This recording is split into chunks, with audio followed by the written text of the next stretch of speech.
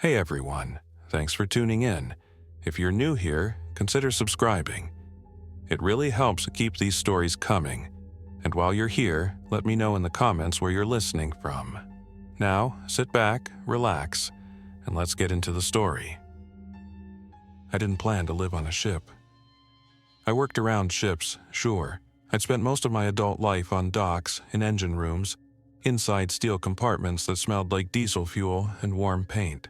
But living on one, using it like a floating bunker tied to a pier, was something I only ever joked about when the power went out at my apartment and I had to eat cold food by phone flashlight.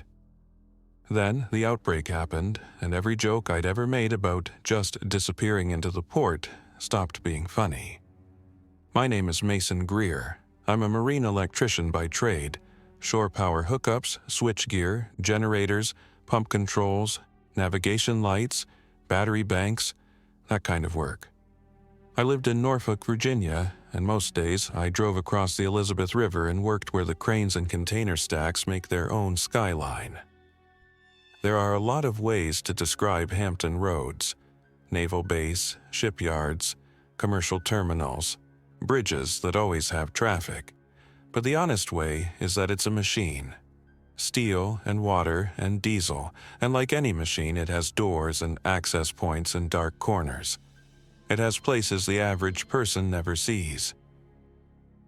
In the early days, before the sirens became background noise and before the city got quiet in that unnatural way, I thought my plan would be like everyone else's. Stay inside, wait for instructions, keep a low profile.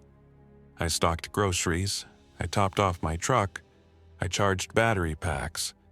I told my sister in North Carolina that I was fine, that the news was exaggerating, that people were panicking for no reason.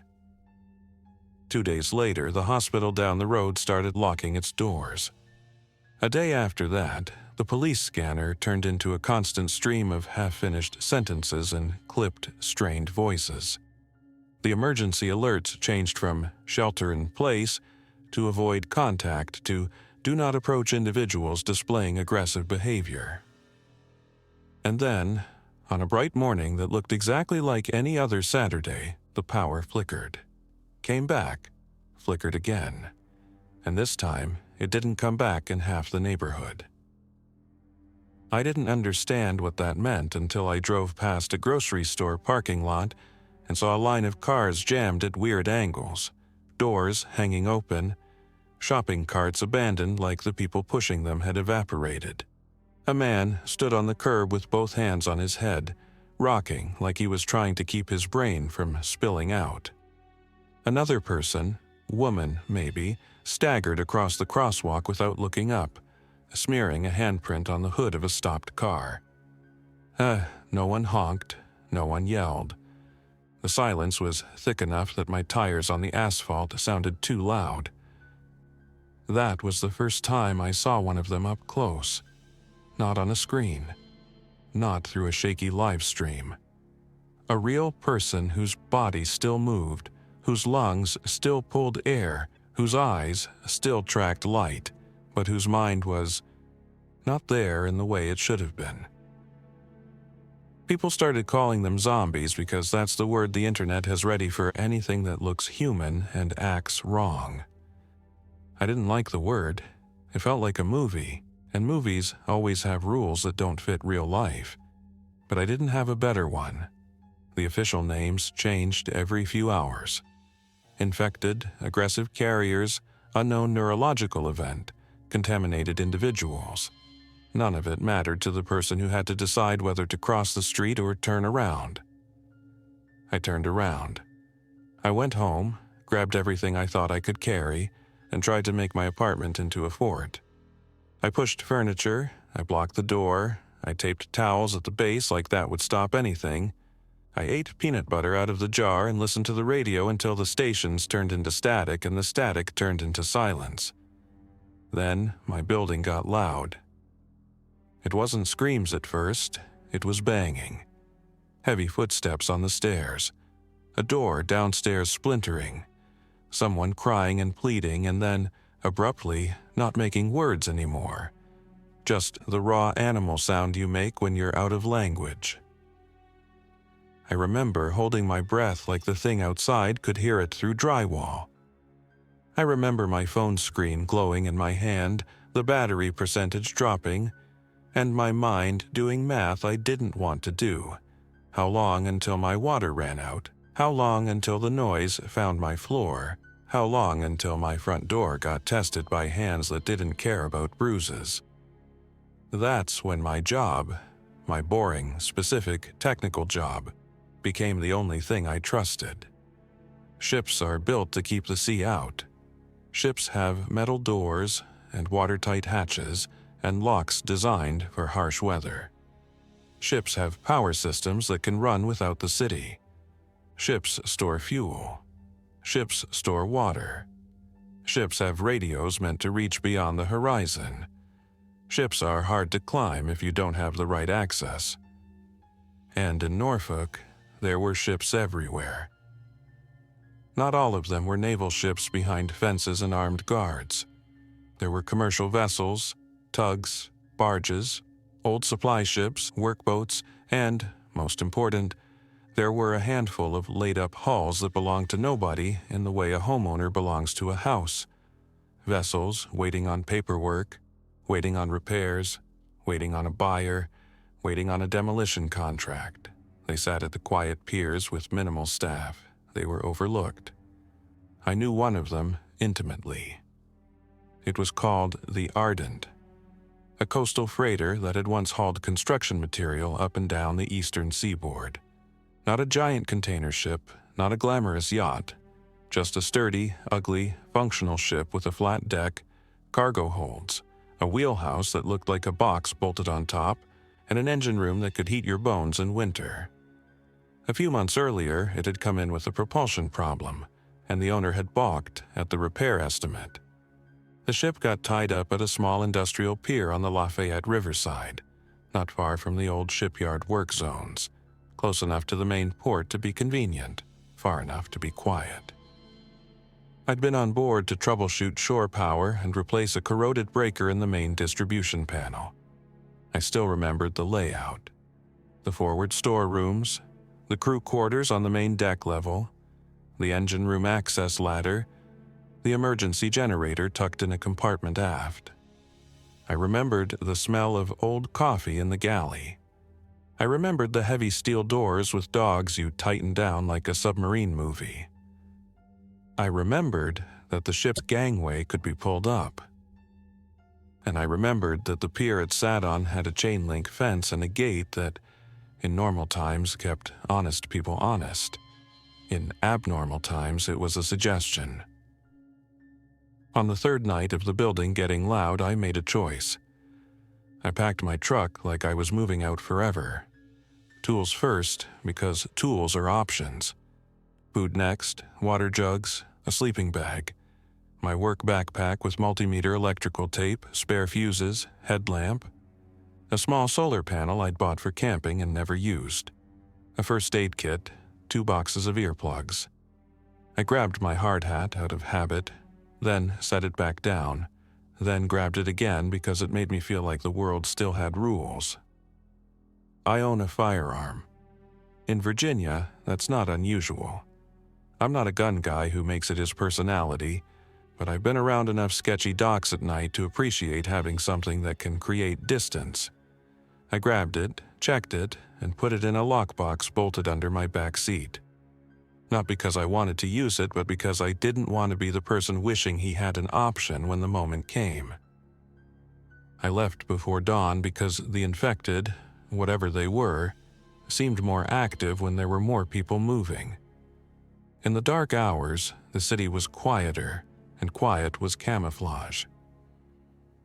The drive from my apartment to the pier should have been 15 minutes. It took 45. Roads were blocked by abandoned cars and improvised barricades and the occasional police cruiser sitting empty with its lights still flashing. I took side streets, detoured through industrial lots, and cut through a neighborhood where people had pulled their trash bins into the street, like that would slow the world down. Once, at a stop sign, I saw a family walking with backpacks and rolling suitcases, moving fast but not running. The father looked at my truck like he was deciding whether to wave me down. I didn't stop. I still feel that decision like a bruise. The closer I got to the water, the more the air smelled like it always did. Brackish, metallic, diesel sweet. It calmed me, which is a strange thing to admit. The port had always been loud and chaotic, but it was predictable chaos. Machines moved, horns sounded, people followed protocols. The sea didn't care about your panic. The pier where the Ardent was moored sat behind an old warehouse and a small office trailer. The gate was half open. That's never a good sign. It means someone left in a hurry or someone came in and didn't care. I parked with my truck facing out, ready to leave fast. I stepped out and listened. No gulls, no forklift beeps, no distant rumble of highway traffic, just the faint lap of water against pilings and the creak of metal somewhere up the line. The ship sat there like it always had, dark against the early sky. Its name was painted on the stern in white letters chipped by salt. Mooring lines ran thick as my wrist from cleats on deck down to bollards on the pier. The gangway was down, angled toward the dock like an invitation. I didn't like that. I approached the ship like I approached any unknown job site. Slow, eyes scanning, head on a swivel. The pier had scattered debris. A dropped clipboard, a broken coffee mug, a bright orange safety vest crumpled like a shed skin. Near the office trailer, I saw dried dark stains on the concrete. I didn't look too hard at them. I didn't want the picture my mind would paint.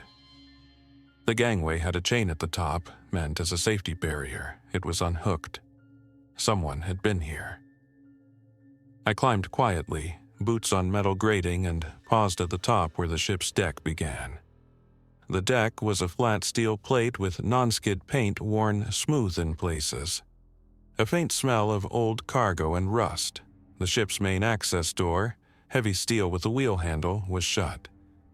That was a relief. I tried the handle, locked. The last time I was here, the ship still had a skeleton crew checking on it once a week. The owner didn't want it stolen or vandalized. There was a padlock on an exterior hasp, and I didn't have the key. But I had other keys. One thing about ports, they're held together by standardized hardware and the assumption that everyone's playing the same game. When the game ends, knowledge becomes leverage. I moved around the deck, checking. There was an emergency escape hatch for the engine room. Also locked. A storage locker, padlocked, no easy entry. I could have forced something. A crowbar and time would open most doors. But noise is a currency you pay in danger. So, I did what I always do when something doesn't work. I looked for the system behind it. The ship had shore power cables. Thick black lines that plugged into a pedestal on the pier. They fed electricity from the land grid into the ship's main electrical system, stepping down to the ship's internal voltage through transformers and distribution panels. If the ship had power, it meant the locks might have electronic components. Cameras might still be running. Alarms might still be armed. If it didn't have power, it meant someone had pulled the cables.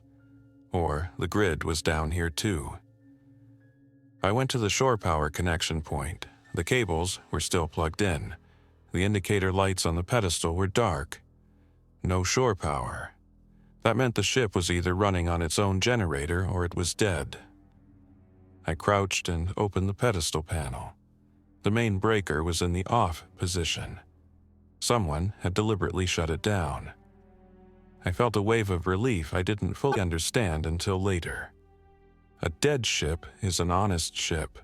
No hidden alarms. No surprises.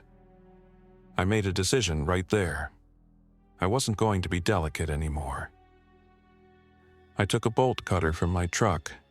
Heavy jaws, long handles, the kind you buy for just in case and hope you never use. I returned to the main access door and cut the padlock clean. The lock dropped to the deck with a dull clunk that sounded like a gunshot in the stillness. I froze, listening for an echo of footsteps, a shout, anything. Nothing. I pulled the door open. The interior smelled like stale air and old cooking oil. It was cooler inside, the steel walls holding the night's chill. A narrow passageway led forward toward crew quarters in the galley. Another led down to the engine room. I stepped in and pulled the door shut behind me, then spun the wheel dogs tight, feeling the door seal. For the first time in days, I was inside something designed to keep hostile forces out. It's a dangerous feeling because it makes you think you're safe. I moved through the ship carefully, checking corners, opening doors slowly, listening for breathing that wasn't mine. The crew quarters were empty. Bunks made with rumpled blankets, lockers half open, a pair of work boots on the floor like someone stepped out and never came back. The galley had a pot in the sink and a loaf of bread gone hard on the counter. The wheelhouse was dark, the navigation screens dead, paper charts stacked on a table. No bodies, no movement. I didn't relax. Not yet. I went down to the engine room because that's the ship's heart. The engine room ladder was steep, and the air changed as I descended. Oil, metal, old heat trapped in insulation. My headlamp beam swept across pipes and valves and the massive block of the main diesel engine, silent now. On one bulkhead, a red sign indicated the fixed fire suppression system. Gas bottles designed to flood the space and starve a fire of oxygen. I took note of it because fire is the one thing that can kill you in a steel box faster than anything outside. At the bottom level, I found the generator controls. The main generator was off. The battery bank voltage gauge hovered low but not dead. Someone had shut everything down and left. It made sense. In a crisis, crews either run or they're ordered somewhere else. The owner wasn't paying them hazard money to babysit a disabled freighter during a citywide collapse. The ship was mine now, in the only way anything belongs to anyone when the rules have shattered. By occupation and the willingness to maintain it. I went back up, opened the main door, and started carrying supplies aboard. I worked fast and quiet, trip after trip, food crates, water jugs, blankets, tools. I moved like a dock worker loading cargo, because that's essentially what I was doing, loading my future into a steel hull. Then I pulled the gangway up. The Ardent had a hinged gangway mechanism with a winch. It wasn't powered, no electricity, but it could be cranked manually. It took sweat and time and a few curses, but I managed to lift the gangway until it hung at a steep angle, too high for an easy climb from the pier. Anyone determined could still scramble up, but they'd have to commit, and commitment creates noise. Noise gives you warning. I secured the gangway with a chain and a padlock I'd cut from something else on board. Then I walked the deck and checked the mooring lines. Thick braided ropes, some with chafe guards where they rubbed against metal. I tightened what I could. If the ship shifted at the pier during a storm, the lines could snap, and then my shelter would become a runaway hazard. I didn't want my home drifting into the channel like a ghost ship. With the basic physical barrier in place, I moved on to power, because power is the difference between hiding and living.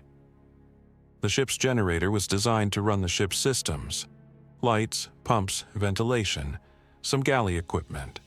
It was not designed to run forever without maintenance, but it could run long enough if I treated it like a fragile engine instead of a magic box. First, fuel. The ship had diesel in its tanks. I didn't know exactly how much without dipping the tanks, but there was likely enough for weeks of intermittent use. Diesel fuel is stable compared to gasoline, but it still goes bad over time, and water contamination is always a risk. A ship that's been sitting can have microbial growth in the fuel, what people call diesel algae, though it's really bacteria and fungi feeding at the fuel-water interface. If the generator died, my lights would die, my pumps would die, and my ability to stay sane would die with them. So, I did what I always do, inspection, then controlled startup. I found the generator's day tank and filters. I checked oil level, I checked coolant. I cracked open a fuel line at a bleed point and pumped the manual primer until clean diesel flowed without bubbles. I checked the air intake for nests or debris. I made sure the exhaust path was clear. Carbon monoxide can build up in enclosed spaces, and on a still day, exhaust can drift back into the ship if you're not careful. I opened vents. I positioned battery-powered carbon monoxide detectors, one near the crew quarters, one near the engine room access, one near where I planned to sleep. They were cheap, but cheap is better than dead. Then I turned the key. The generator coughed once, a deep metallic stutter, then caught. The engine settled into a steady rumble that vibrated through the hull like a heartbeat. Lights flickered on in the engine room. My headlamp suddenly felt unnecessary. I climbed back up to the main deck and walked through the passageways, flipping switches. Overhead lights came on, harsh and industrial. The ship woke up, not fully, but enough. In the wheelhouse, I powered up the very basics. The main navigation suite was dead without full ship power, and likely needed a more stable supply, but the very simple systems, the radio, some emergency instruments, could run. I turned on the very high-frequency marine radio, what we call a VHF radio. It's the standard short-range radio used by ships and harbors. Channel 16 is the International Distress and Calling Channel.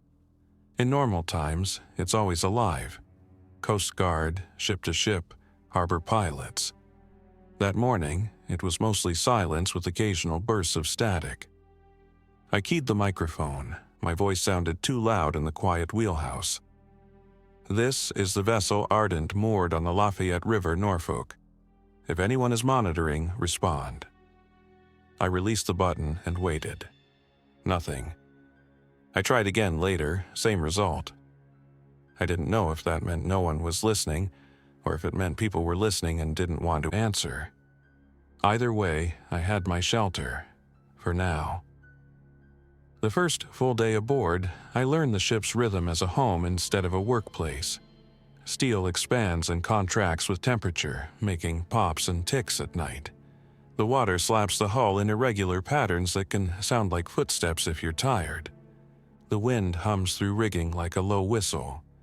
Every sound is amplified because you're living inside a drum. I also learned the first rule of living on a ship tied to a pier. Your biggest vulnerability is the line between ship and land. The pier is a bridge you can't completely remove. Even with the gangway lifted, you're still connected by mooring lines. You still need the land for scavenging. You still have to look outward. By the second day, I saw movement on shore. It started with a lone figure on the far end of the pier, walking slowly, head tilted. I watched through binoculars from the wheelhouse window. The person drifted like they were following a scent trail. They bumped into a bollard, pressed their hands against it, then moved on. They didn't look up at the ship. I didn't call out, I didn't wave, I didn't move in a way that would draw attention. I waited until they wandered off and disappeared behind the warehouse. That night, I slept in the crew quarters, in a bunk that smelled faintly of someone else's laundry. I slept with my boots near my feet and my flashlight in my hand. The ship's generator I ran only for a few hours before shutting it down to conserve fuel and reduce noise. In the dark, the ship felt smaller, like it was curling in on itself. I woke to banging. Not on my door, not on the hull, on the pier. Heavy impacts like someone was hitting metal with a pipe. I crawled to a porthole and looked out. A group of people, maybe 6, had gathered near the office trailer. 2 of them were pulling at the trailer door. Another was banging a piece of rebar against the side like they thought the building could be bullied into giving up its contents. They moved wrong. Jerky, relentless, unconcerned with how hard they hit or what scraped their skin.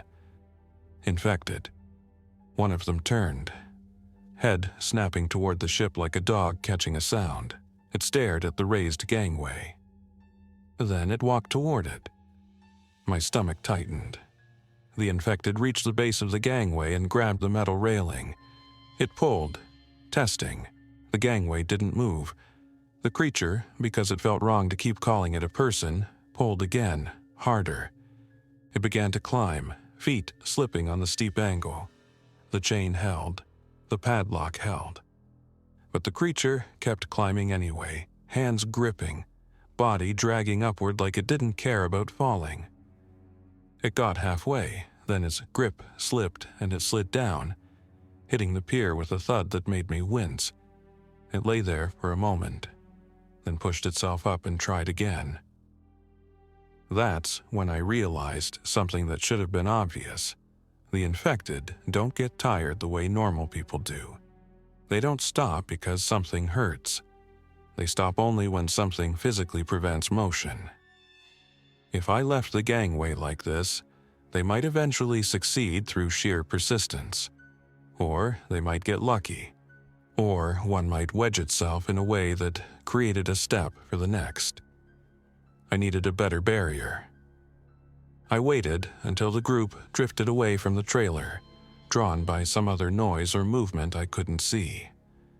Then I moved. I didn't rush onto the deck, I didn't slam doors. I moved with deliberate slowness, like I was trying not to startle a wild animal. On the main deck, I grabbed a length of spare chain and a heavy steel bar used for cargo hatch mechanisms. I went to the gangway's hinge point and used the bar to lever the gangway higher, inch by inch, then cinched it up with chain to a deck cleat. It wasn't elegant, but it changed the angle enough that climbing it would be almost impossible without slipping. I added a second chain. Redundancy matters. Then I did something that made me feel like I was drawing a line in permanent marker. I removed the gangway's lower grading section entirely. The Ardent had a modular gangway with removable panels for maintenance. With the bottom section gone, there was a literal gap, open air, between pier and gangway. Anyone trying to climb would have to jump and grab. The infected might still try, but it would slow them down and likely make them fall repeatedly. I didn't want to win. I wanted the problem to become too inconvenient. When I finished, I retreated inside and tightened the main door dogs until my hands hurt. The banging on the pier continued for another hour, then faded. I spent the rest of that day building a routine. Routines keep you from dissolving into panic. Morning. Check the mooring lines. Check for chafe. Check for suspicious movement. Inspect the engine room for leaks. Run the generator for 1 hour to charge batteries and power essentials. Use that time to boil water, charge devices, run ventilation fans to keep air fresh. Shut generator down. Eat. Inventory food and water. Midday. Observe the shoreline through binoculars. Listen for voices, engines, anything. Plan a scavenging run. Prepare a go bag, water bottle, flashlight, multi-tool, small first aid kit, radio, spare batteries. If I had to abandon the ship, I wanted to do it without thinking. Afternoon. Small maintenance tasks. Secure loose items. Set up rain catchment, tarps angled into clean containers because fresh water is life, and city water pressure was already unreliable. I checked the ship's potable water tanks too. Ships store fresh water in tanks, but those tanks aren't infinite. I didn't want to drink my way into desperation. Evening, radio check on the VHF. Briefly power up the wheelhouse systems. Try channel 16. Try a few working channels. Nothing. Shut down. Eat. Lock up. Sleep in short chunks. That routine lasted 3 days. On the 4th, someone answered. It happened at dusk, when the sun turned the river into a sheet of copper. I was in the wheelhouse with the radio on, more out of habit than hope. Static, then a voice, rough, tired female. Station calling, Ardent, say again. I froze like the sound might vanish if I moved. I grabbed the microphone, thumb hovering. "This is the vessel Ardent," I said, forcing my voice steady. "Moored on the Lafayette River. I'm a civilian. I have power and shelter. Who is this?" A pause then. "Name's Lena Ortiz. I'm on a tugboat. We're tied up near the mouth of the river, near the industrial side. We saw your deck lights last night. Thought nobody was left to answer. A tugboat." My mind snapped to images. Compact, powerful workboats used to push and pull larger ships. Tugboats often have strong engines, fuel, and crews who know the water better than anyone. "How many of you?" I asked. "3, she said. "Me, a deckhand named Corey, and an older guy named Hank who refuses to die out of spite. We've been staying aboard, keeping quiet. We can't go on land much, too many of them." I leaned forward, staring out at the darkening river as if I could see her vessel. "You're safe?" I asked. "As safe as anyone is," she said. "We've got fuel. We've got a reverse osmosis water maker." I knew what that meant. A machine that turns seawater into fresh water by forcing it through a membrane at high pressure. It's a lifeline if it works. It's also maintenance heavy. "We've got a problem," she continued. "We need parts. Filters for the water maker. And Hank's got a leg that's not healing right. We could use medical supplies. We can trade. We've got canned food and some tools. Maybe we can link up. Safer together." Safer together. That phrase sounds good in movies. In reality, together means a shared risk. It means noise. It means more mouths, more mistakes. But it also means you're not alone on a steel island with nothing but your own thoughts for company. I asked the practical questions first, because that's how I cope with fear. "What kind of filters?" I asked. "Standard sediment and carbon cartridges," she said. "And a high-pressure pump seal kit if we can find one." I pictured the water maker system. Intake strainer, pre-filters, high-pressure pump, membrane housing. If a seal goes, the pump loses pressure and you lose water. "I might be able to help," I said slowly. "I'm a marine electrician. I've got tools, spare parts. Not pump seals probably, but filters, maybe. There's storage aboard this freighter. If the crew left supplies, there could be something." "Then meet us," Lena said. "Not here. Too exposed. There's a small inlet farther up. Quiet. We can approach by water. You can bring a bag on your ship's boat." My ship's boat. The Ardent had a small workboat, basically a metal skiff with an outboard motor stored on deck. I'd seen it when I first boarded. I hadn't touched it because I didn't want to make the noise of moving it. But it was there. "Okay," I said, "but we need a plan. We're not doing this blind." Lena's voice softened just slightly. "Agreed. We've survived this long by not being stupid. You want coordinates?" Coordinates are a way of describing location using latitude and longitude, numbers that map a point on the globe. On ships, it's the language of precision. But I didn't have my navigation electronics fully working, and I didn't trust my ability to punch numbers into a dead screen. "Landmarks," I said. "Describe it like you're explaining to someone who's exhausted." She gave me a description.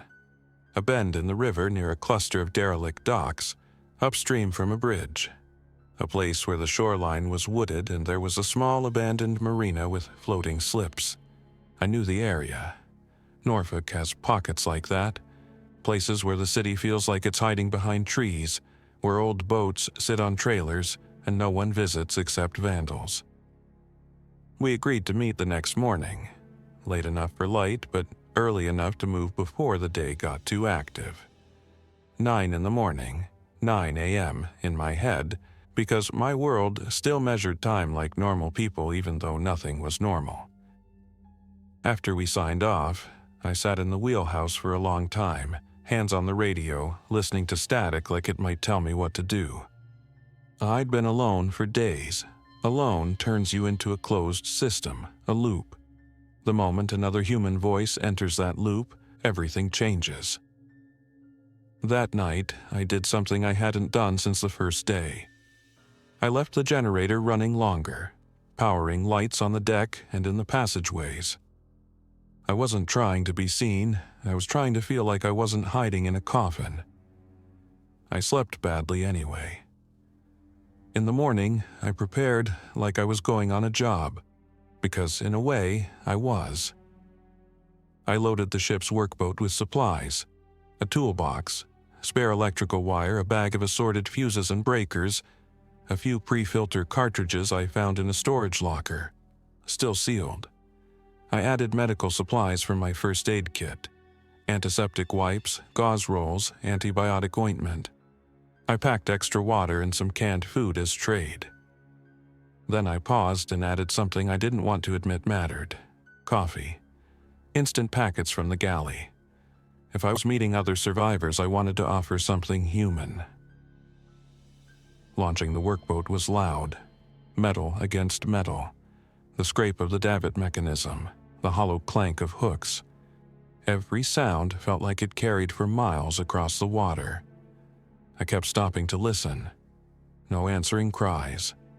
No splash of someone approaching. Just the river breathing. The outboard motor started on the third pull, coughing, then settling into a steady buzz. I kept the throttle low, moving away from the Ardent like I was trying not to wake a sleeping animal.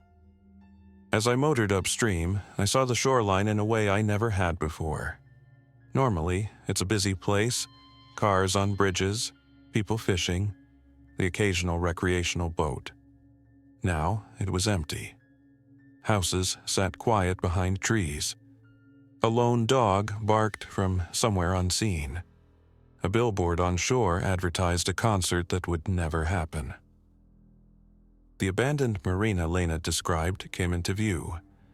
Floating docks, empty slips, a few small boats tied up and bobbing gently like they were waiting for owners who were late. The place looked peaceful enough to be a trap. Then I saw the tugboat. It sat low in the water, compact and muscular, with thick rubber fenders along its sides. It was moored to a dock finger, lines taut. No deck lights. No movement. I slowed, heart pounding.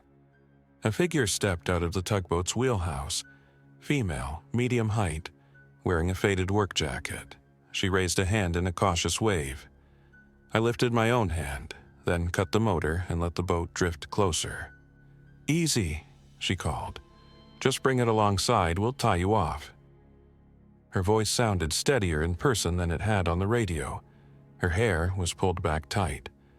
Her face had that look you get after too many nights of broken sleep.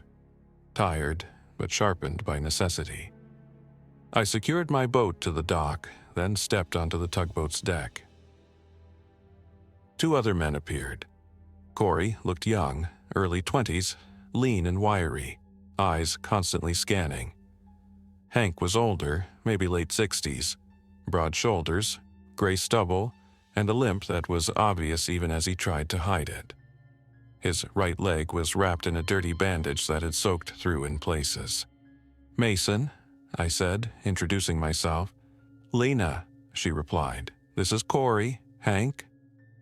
Hank nodded once, like introductions were a luxury.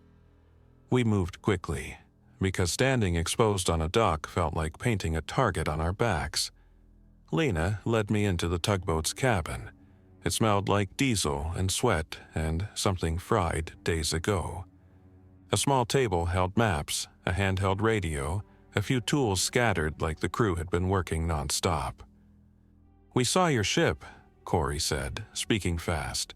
"You've got a big hull, high freeboard, hard to board, smart." "Smart was panic," I said, honest. "But it's working so far. Lena gestured to the supplies I'd brought. "You actually found filters?" "In a locker," I said. "Sealed.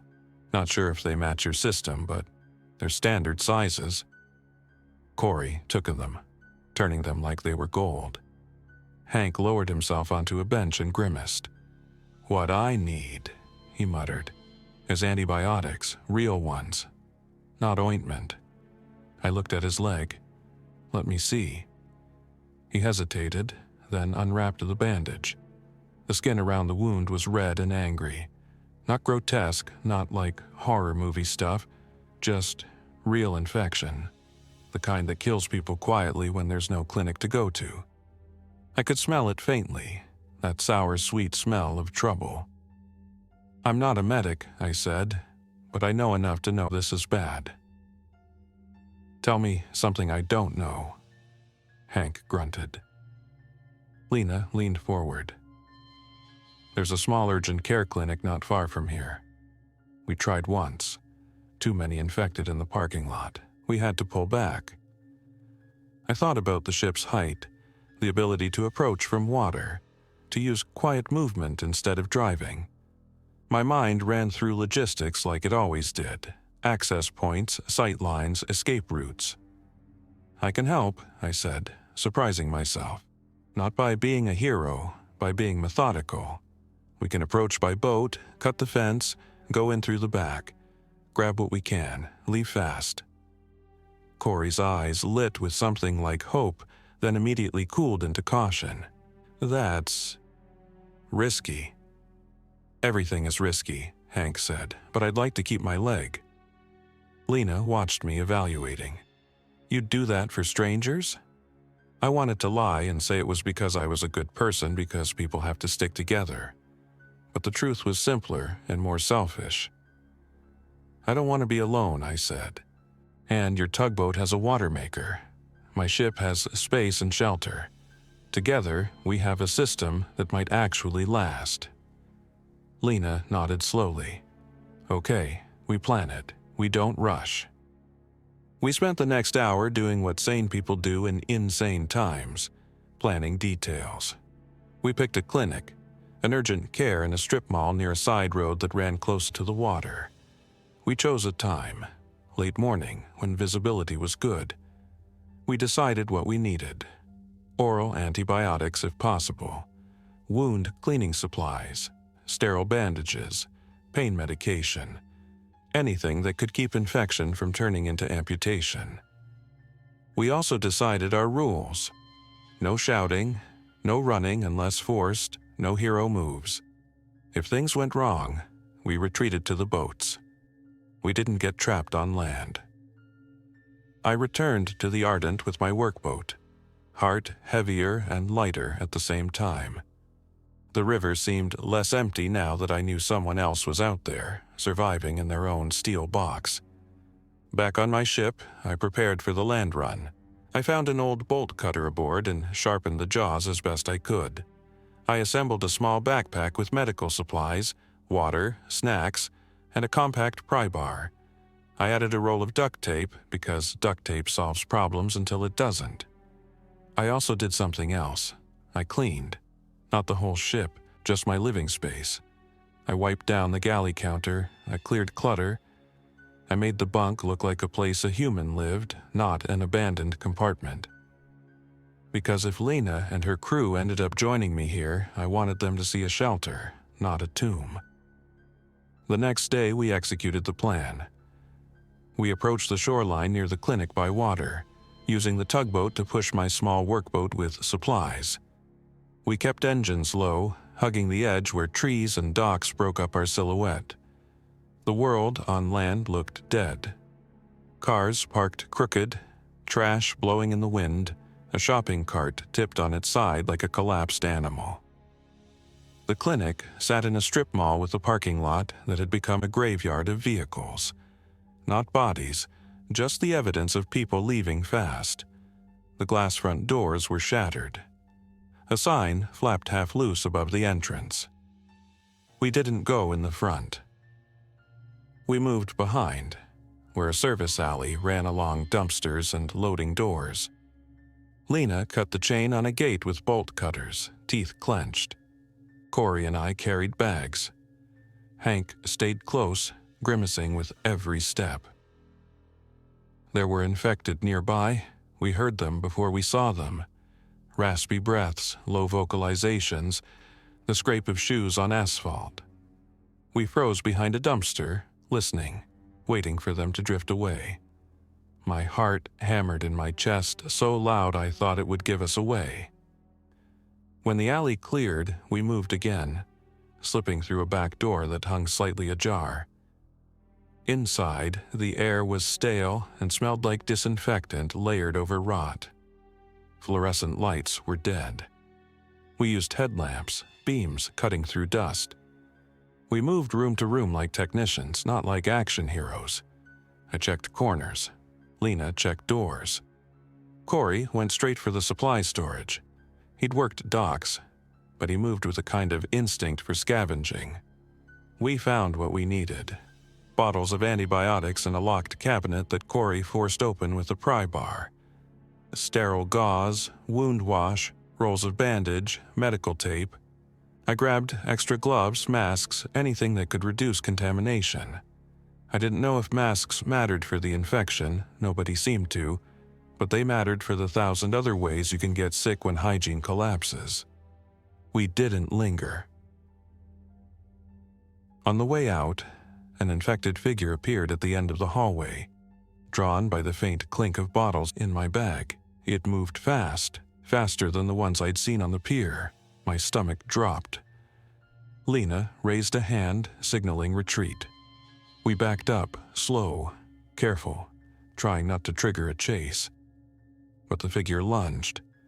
We ran, not screaming, not flailing, but sprinting hard for the back door. Hank moved slower, and Corey grabbed his arm, hauling him along. We burst into the alley and slammed the gate behind us, chain rattling. The infected hit the gate and rattled it like a furious animal. It pushed, pulled, shook. It didn't stop. We didn't stop either. We reached the boats and shoved off, engines roaring louder than I liked. The tugboat pulled us away from shore, and the infected figure became a small shape behind the fence, still moving, still trying. When the shoreline fell back, we finally breathed. Back aboard the tugboat, I helped Hank clean his wound properly for the first time in days. We used sterile wash, fresh gauze, real bandage wraps. Lena gave him antibiotics with water, and for the first time since meeting him, his shoulders sagged like a man letting himself believe he might survive. That night, we made the real decision. They came to the Ardent. We approached carefully, tugboat easing alongside the freighter's pier. I lowered the gangway enough for humans, then raised it again once they were aboard. The ship felt different with other footsteps in it. Less haunted, more alive. Lena stood on the main deck, looking around at the steel expanse, the raised gangway, the heavy doors. "This is solid," she said quietly. "This could work." Corey walked the deck like he was memorizing escape routes. Hank went straight for the galley and sat heavily, breathing in the smell of old coffee like it was home. We spent the next week turning the Ardent from my personal shelter into a shared system. We divided spaces. Lena and Corey took the forward crew quarters. Hank got the lower bunk closest to the galley, so he didn't have to climb ladders much. I stayed near the engine room access because I needed to hear the ship's heartbeat. We established rules. Generator runs only at set times to conserve fuel and reduce noise. No deck lights after dark unless necessary. Radio checks twice daily. One person always on watch when anyone is outside. We improved defenses in practical ways. Corey rigged noisemakers, empty cans on strings, along the pier fence line. I installed motion-sensing lights powered by a battery bank I assembled from spare marine batteries, charging them with the generator and my small solar panel. Lena, who had spent years on a tug managing lines and equipment, reinforced the gangway setup and added a secondary barrier, a removable metal panel that could be slid into place like a shield. We also worked on water. The tugboat's reverse osmosis water maker was our best source of fresh water, but it wasn't ideal to keep the tugboat exposed at the marina. So we brought the tugboat alongside the Ardent during water production hours. Corey and I ran hoses and filled the freighter's potable tanks gradually, monitoring for contamination. We used a simple chlorine treatment process, careful, measured, because even clean water can become dangerous if stored improperly. The ship's existing water system had its own risks. Tanks can harbor bacteria. Plumbing can contaminate. We flushed lines. We cleaned strainers. We treated water like it was a precious chemical, not a given. Food came from scavenging runs, always cautious, always planned around water access. We used the workboat to reach docks near warehouses and small stores that backed up to canals. We avoided big supermarkets and crowded streets. We took what we could carry and left quietly. We didn't hoard in a way that created chaos. We gathered in a way that built sustainability. We learned quickly that the infected were only half the problem. The other half was people. On day 10 aboard the Ardent, we saw a small group on shore near the pier gate. 3 men, 1 woman, all carrying backpacks and makeshift weapons, pipes, a crowbar, something that looked like a hatchet. They moved with purpose, scanning. Not infected. "Don't let them see you," Lena whispered, binoculars in hand.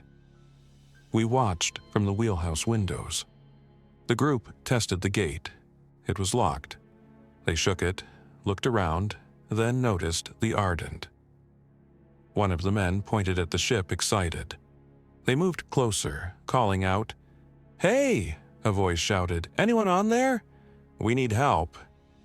My first instinct was to answer, to wave, to be human. Then I remembered my apartment building, the noise, the splintered doors. I remembered the family with suitcases I didn't stop for. Survival turns every good impulse into a risk calculation. Lena looked at me. "We don't know them," she said. "We don't know what they'll do if we say yes or if we say no." Hank, sitting behind us, spoke in a gravelly voice. "If you answer, you invite them to keep coming. If you don't answer, they might leave." Corey swallowed hard. What if they're good? I kept watching the group. Their posture wasn't desperate, it was focused. They weren't pleading. They were assessing. "We stay quiet," I decided. My voice sounded cold even to me. If they're just looking for refuge, they'll move on when they think it's empty. And if they weren't just looking for refuge? The group kept calling for several minutes. Then one of them, tall, wearing a baseball cap, moved to the pier edge and tried to climb a ladder attached to the side, aiming for the ship's deck level. He found it too high. He jumped, fingers scraping the edge, failing. He tried again, harder, failed. Then he picked up a chunk of debris and threw it at the hull. It clanged loudly, echoing across the water. An angry gesture, a provocation. He shouted, something we couldn't hear clearly, but the tone was obvious, frustration turning into threat. Lena's jaw tightened. "They're going to try to get on," she said. I felt the same sick realization I'd had with the infected at the gangway. Persistence is a weapon. We didn't want to fight, we wanted deterrence. I flipped a switch on my improvised battery bank. Motion lights on the deck flickered on, bright, sudden. Not enough to waste generator fuel, but enough to announce, "Someone is here, and they control the ship." The group froze, startled. Then I did something else. I keyed the VHF radio, but instead of using it for ship to ship, I used the ship's loudhailer system. An external speaker meant for communication. My voice boomed over the water, amplified and distorted. "This vessel is occupied," I said. "Do not approach, do not attempt to board. You will not be allowed aboard." It wasn't a threat of violence, it was a boundary. The group argued among themselves. The tall man threw another object at the hull, then, finally, reluctantly, they backed away. They left. But they didn't leave like people who'd given up.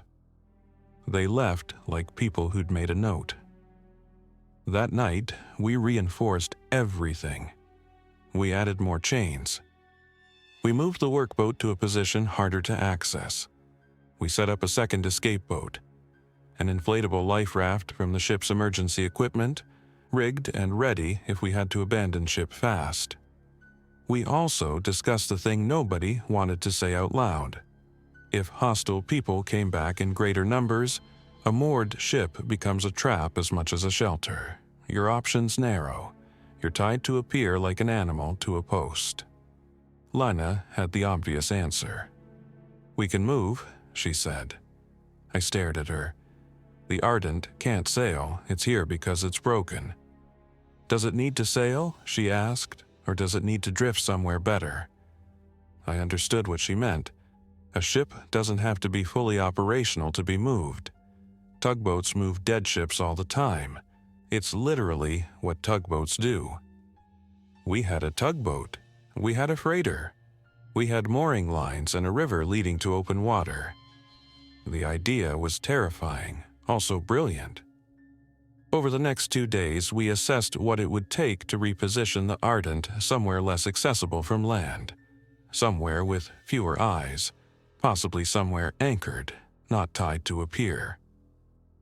Anchoring means dropping a heavy metal anchor attached to a chain, letting it bite into the seabed to hold position.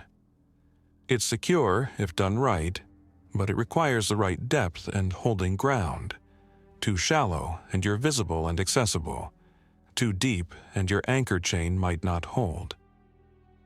We considered possibilities: a quiet cove, a sheltered area behind a peninsula, somewhere within the Chesapeake Bay system where we could still access shore when necessary but not be an easy target.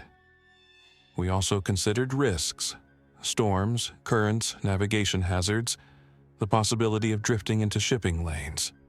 A dead ship in the wrong place can become a disaster. But disasters were already happening everywhere. We just needed to avoid being our own.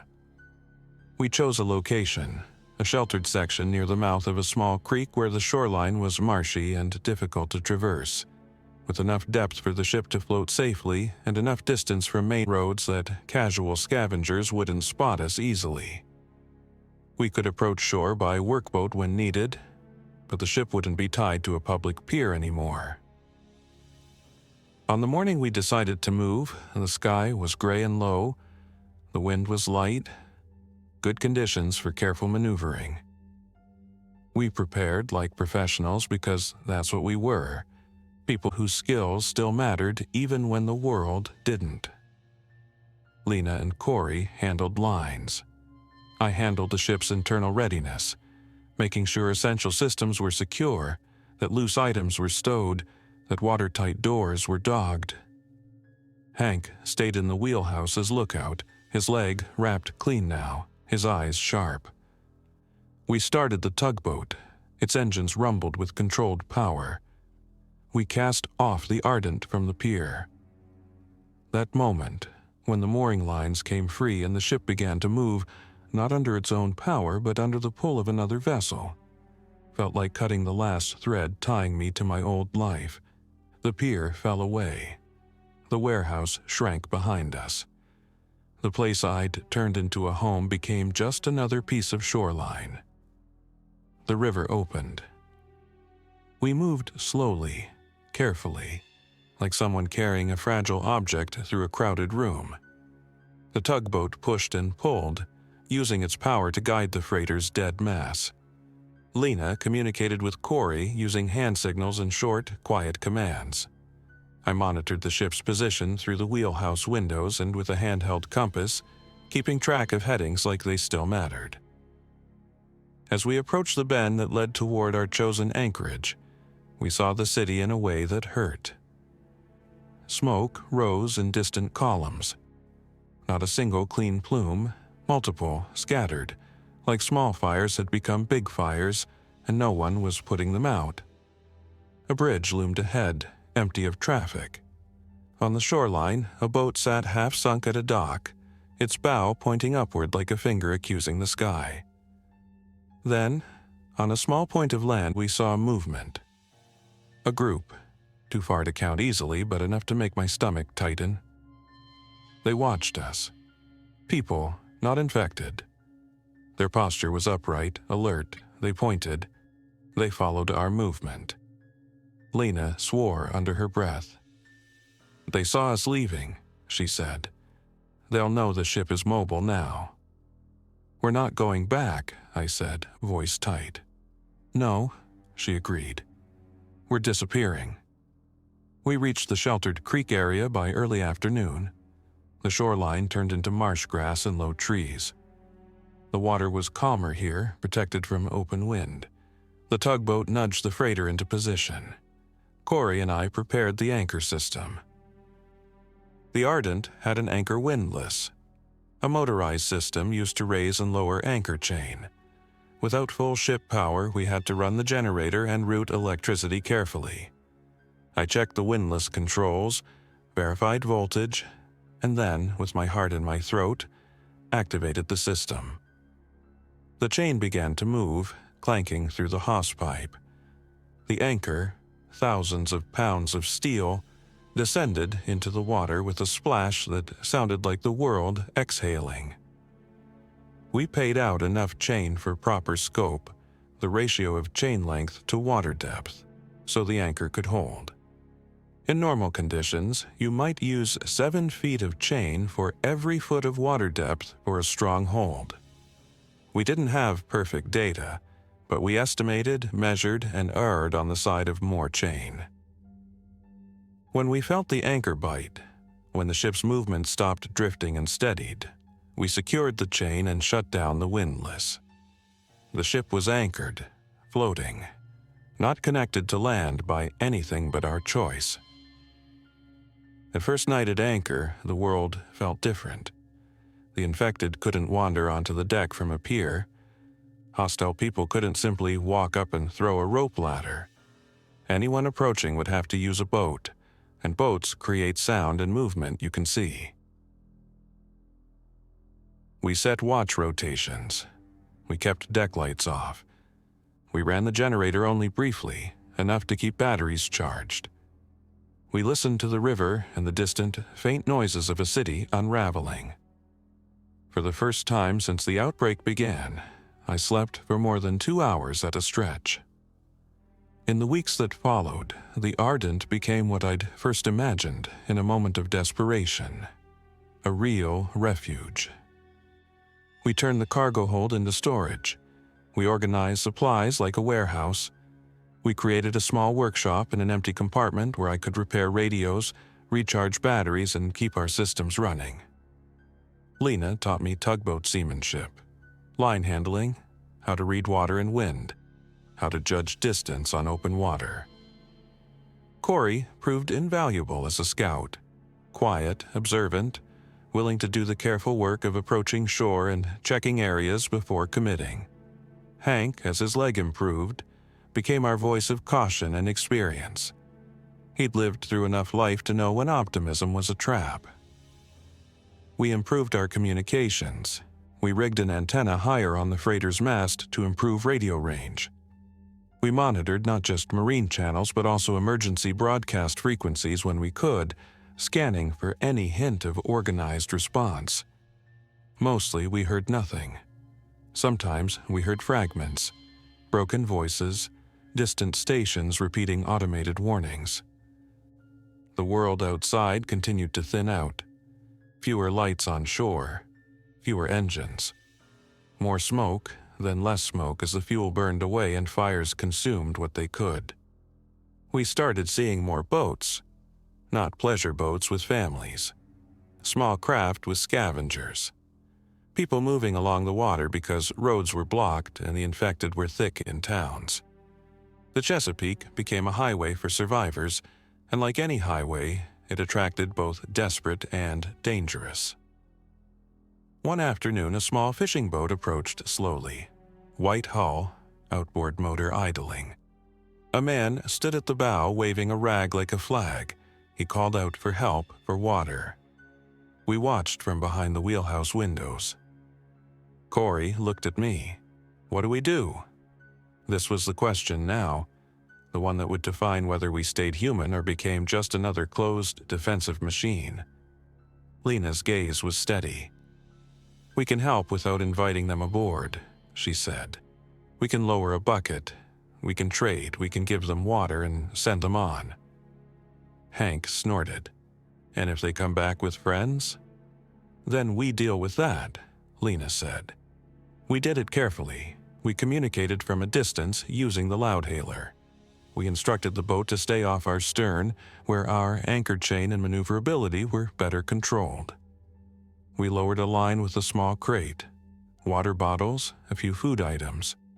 In exchange, the man tied a bag to the line, batteries, a box of matches, a folded paper map marked with notes. He thanked us, voice cracking, then motored away. No incident. But after, as we hauled the line back and secured it, I felt something loosen in my chest. A knot I hadn't realized was there. We weren't just surviving. We were participating in the world, however broken it was. Over time, we built a reputation without wanting one. A moored ship in a hidden creek isn't invisible forever. People talk. Radios carry whispers. Someone sees lights at dusk and tells someone else. Soon, we weren't just a shelter. We were a point on the mental map of survival. That brought benefits, trades, information, occasional help. It also brought danger. The group we'd seen at the pier gate came back eventually. We knew it was them before we saw faces, because of the way they moved, confident, organized. They approached in 2 small boats late one afternoon. Motors cut early, so they drifted quietly. We spotted them anyway. Water reflects light. Movement catches the eye if you're trained to watch. Lena and I stood in the wheelhouse, looking down at them through glass. There, Corey whispered from the side window. Baseball cap guy, same one. My mouth went dry. The boat stopped at a distance, just outside the range where they'd have to shout. One of the men raised a megaphone. We know you're there, he called. We don't want trouble. We want to talk. Lena's jaw tightened. They always say that, she murmured. I picked up the microphone for our loudhailer. State your intentions, I said, keeping my voice flat. The man with the megaphone, tall, cap pulled low, smiled in a way I didn't like. You've got a ship, he said. You've got a tug. You've got supplies. We can work together. You can let us aboard, and we'll provide security. There's more of us nearby. We're organized.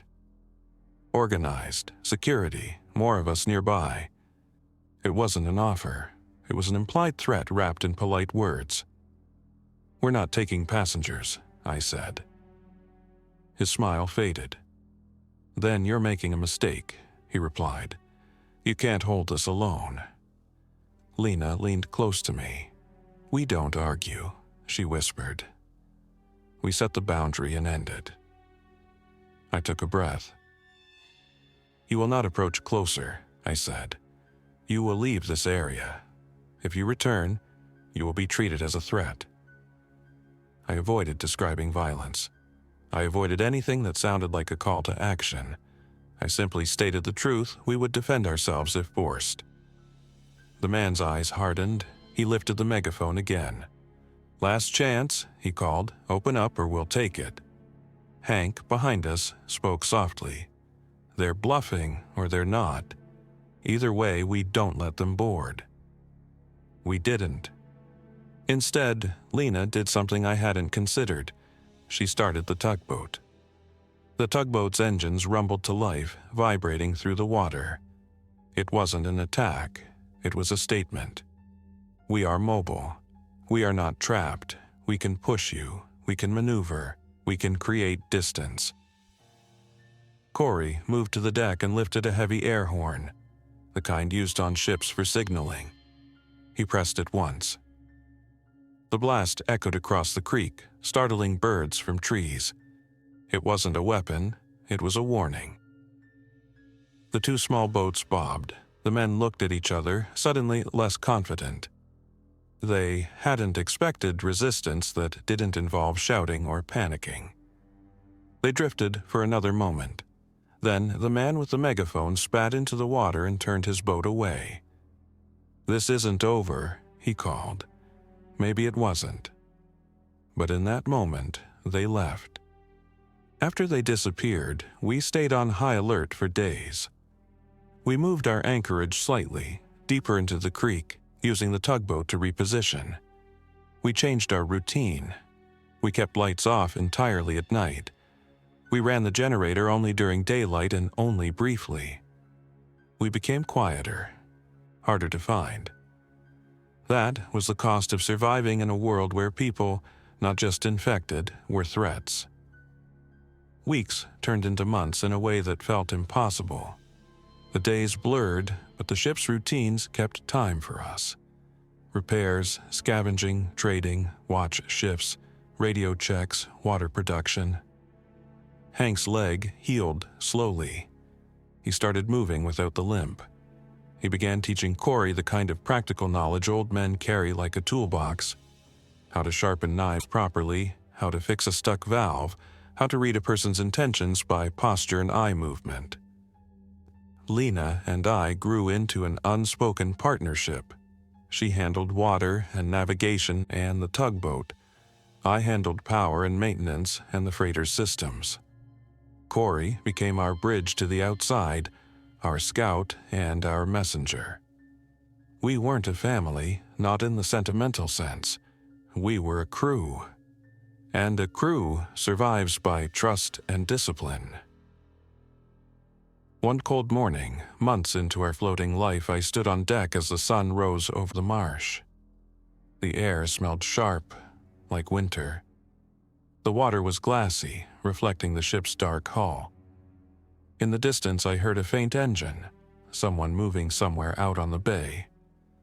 I thought about my old apartment, about the walls I'd pushed against the door, about the illusion that a normal home could withstand an abnormal world. Steel and water had saved me instead. I rested my hand on the railing, feeling the ship's slight movement under my palm, not drifting aimlessly, anchored, controlled, held by chain and careful choices. I didn't know if the world would ever come back. I didn't know if cities would ever hum again, if lights would ever shine reliably across bridges, if emergency alerts would ever say something comforting instead of terrifying. But I knew this. As long as the Ardent floated, as long as we maintained it, as long as we stayed disciplined, we had a chance. The outbreak had turned the land into a trap. So we made the water our refuge. And every day we woke up still breathing, still thinking, still human enough to share coffee and trade supplies and keep watch for one another, felt like a quiet victory, earned not through heroics, but through planning, maintenance, and the stubborn refusal to give up. Because in the end, that's what a ship is. A machine designed to keep you alive in a hostile environment. And that's what we became too. Thanks for listening. If you enjoyed this story, don't forget to like and subscribe. Your support keeps these creepypastas coming. Until next time, stay alert, stay safe, and never ignore the feeling that something is watching.